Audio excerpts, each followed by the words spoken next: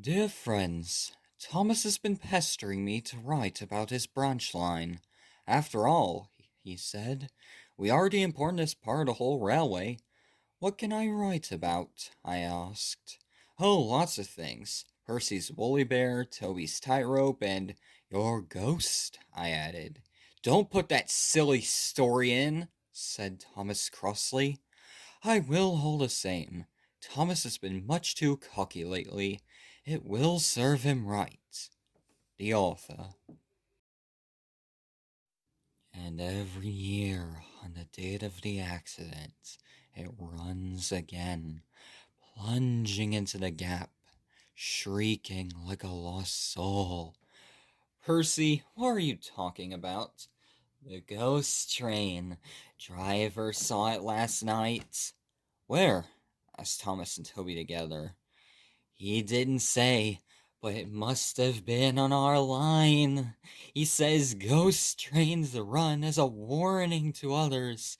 Oh, he went on. It makes my wheels wobble to think of it. Puh, said Thomas. You're just a silly little engine, Percy. I'm not scared. Thomas didn't believe in your ghost, said Percy next morning. His driver laughed. Neither do I. It was a pretend ghost on television.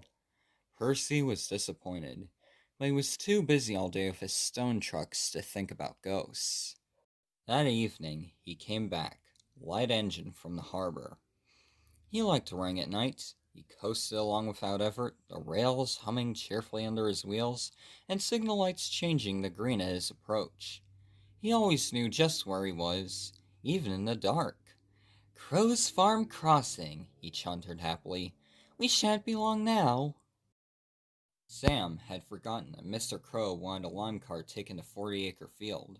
When he remembered, it was nearly dark. He drove in a hurry and bumped over the crossing, and sank his cart's front wheels in mud at the field gate.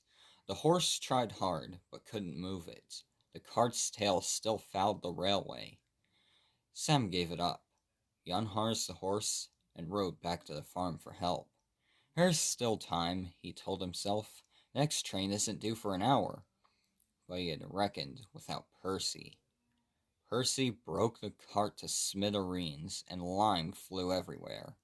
They found no one at the crossing, so went on to the nearest signal box. Hello, said the signalman. What have you done to Percy? He's white all over. Percy's driver explained. I'll see to it, said the signalman, but you'd better clean Percy, or people will think he's a ghost. Percy chuckled. Do let's pretend I'm a ghost and scare Thomas. That'll teach him to say I'm a silly little engine. Along their way, they met Toby, who promised to help. Thomas was being oiled up for his evening train when Toby hurried in, saying, Percy's had an accident. Poor engine, said Thomas. So, botheration, that means I'll be late. They've cleared the line for you, Toby went on, but there's something worse.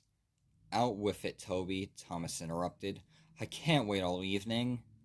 I've just seen something, said Toby in a shaky voice. It looked like Percy's ghost. It said it was coming here to warn us. Oh, who cares? Don't be frightened, Toby. I'll take care of you. Percy approached the shed quietly and glided through it.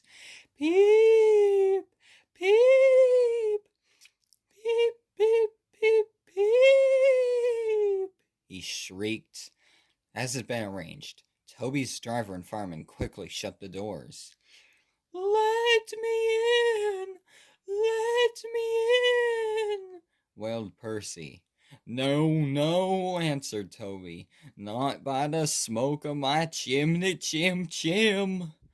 Then I'll chuff, and I'll puff, and I'll break your door in. No! Oh dear, exclaimed Thomas. It's getting late. Oh, I had no idea. Oh, I must find A and Clarabelle. And he hurried out the other way. Percy was none the worse for his adventure. He was soon cleaned, but Thomas never returned. Next morning, Toby asked him where he'd been. Well, said Thomas, I knew you'd be sad about Percy, and I didn't like to intrude. I slept in the goods shed and, oh, he went on hurriedly, sorry I can't stop, gotta see a coach about a train, and he shot off like a jackrabbit. Percy rolled up alongside. Well, well, well, he exclaimed. What do you know about that? Anyone would think, chuckled Toby, that our Thomas had just seen a ghost.